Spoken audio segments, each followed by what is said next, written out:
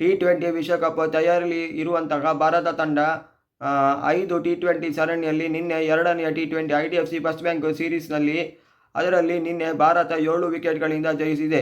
ಅದೇ ರೀತಿ ನಿನ್ನೆ ಟಾಸನ್ನು ಗೆದ್ದಿದ್ದು ಭಾರತ ಬೌಲಿಂಗನ್ನು ಆಯ್ಕೆ ಮಾಡಿಕೊಂಡಿತ್ತು. ನ್ಯೂಜಿಲೆಂಡ್ ತಂಡ ಮೊದಲು ಬ್ಯಾಟಿಂಗಿಗೆ ಇಳಿಯುತ್ತೆ. ಅದರಲ್ಲಿ ಡೆವನ್ ಕಾನ್ವೆ ಮತ್ತು ಶಫೆಟ್ ಮೊದಲ ಓವರ್ನಲ್ಲಿ 18 ರನ್ ಪೇರಿಸುತ್ತಾರೆ.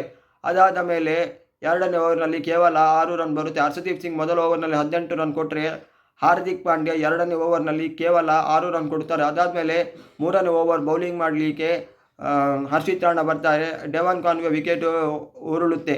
ಅದಾದಮೇಲೆ ಬ್ಯಾಟಿಂಗಿಗೆ ಬಂದಂಥ ರಚಿನ್ ರವೀಂದ್ರ ನಿನ್ನೆ ಒಳ್ಳೆ ಆಟವನ್ನು ಆಡಿದರು. 44 ರನ್ನನ್ನು ಜೋಡಿಸ್ತಾರೆ. 44 ರನ್ ಅವರ ಬ್ಯಾಟಿಂದ ಬರುತ್ತೆ. ಅದಾದಮೇಲೆ ಶಫೆಟ್ ವಿಕೆಟ್ ಹೋಗುತ್ತೆ. ಶಫೆಟ್ ಆದಮೇಲೆ ಗ್ಲೆನ್ ಫಿಲಿಪ್ಸ್ ಬರ್ತಾರೆ. ಗ್ಲೆನ್ ಫಿಲಿಪ್ಸ್ ನಿನ್ನೆ ಬೇಗನೆ ಔಟ್ ಆದರು. ಯಾಕಂದರೆ ಫಸ್ಟ್ T20ಯಲ್ಲಿ ಅದ್ಭುತವಾಗಿ ಆಟವಾಡಿದ್ದು ಅವರು ಮಾತ್ರ. ಅವರ ವಿಕೆಟನ್ನು ಭಾರತ ಬೇಗ ತೆಗಿಬೇಕಂತೇಳಿ ಕೇವಲ 18 ರನ್ನಿಗೆ ಅವರ ವಿಕೆಟ್ ಹೋಗುತ್ತೆ. ಅದಾದಮೇಲೆ ಕ್ಯಾಪ್ಟನ್ ಬರ್ತಾರೆ. ಕ್ಯಾಪ್ಟನ್ ಒಂದು ಅದ್ಭುತವಾಗಿ ಆಟವನ್ನು ಆಡಿ ಇನ್ನು ಡ್ಯಾರಲ್ ಮಿಚೆಲ್ ಕೂಡ 26 ರನ್ ಆಡ್ತಾರೆ. ಕ್ಯಾಪ್ಟನ್ಗಿಂತ ಮುಂಚೆ ಡ್ಯಾರಲ್ ಮಿಚೆಲ್ ಬರ್ತಾರೆ. ಡ್ಯಾರಲ್ ಮಿಚೆಲ್ 26 ರನ್ ಹೊಡೆದು ಹೋಗ್ತಾರೆ. ಅದಾದಮೇಲೆ ನೆಕ್ಸ್ಟಿಗೆ ಬರುವುದು ಕ್ಯಾಪ್ಟನ್ ಮಿಚೆಲ್ ಸ್ಯಾಂಟನ್ ಒಳ್ಳೆ ಆಟವನ್ನು ಆಡಿದರು. 44 ರನ್, 209 ಸ್ಕೋರು 208 ಸ್ಕೋರ್ ಆಗಿದೆ. 209 ಭಾರತಕ್ಕೆ ಟಾರ್ಗೆಟ್ ಬರುತ್ತೆ.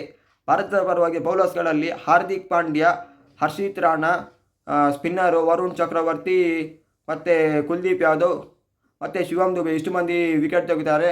ಅದರಲ್ಲಿ ಕುಲ್ದೀಪ್ ಯಾದವ್ 2 ವಿಕೆಟ್ ತೆಗೆದುತ್ತಾರೆ. ಮತ್ತೆಲ್ಲ ಒಂದೊಂದು ವಿಕೆಟ್ ತೆಗೆದಿದ್ದಾರೆ.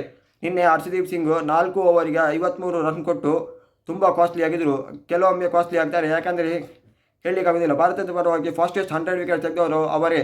ಅದಾದಮೇಲೆ ಭಾರತದ ಬ್ಯಾಟಿಂಗ್ ಕಡೆ ಬಂದರೆ 6 ರನ್ ಆಗುವಷ್ಟರಲ್ಲಿ 2 ವಿಕೆಟ್ ಕಳೆದುಕೊಂಡಿತ್ತು. ಆಗ ಎಲ್ಲರೂ ಅಂದ್ಕೊಂಡಿದ್ರು ಭಾರತ ಮ್ಯಾಚನ್ನು ಸೋಲುತ್ತೆ, ಇನ್ನು 3 ಸರಣಿ ಇದೆ, ಅದಾದಮೇಲೆ ಮ್ಯಾಚ್ ನೋಡೋಣ. ಕೆಲವರೆಲ್ಲ ಅಂತೂ TV ಆಫ್ ಮಾಡಿ ಕೂತಿದ್ರು.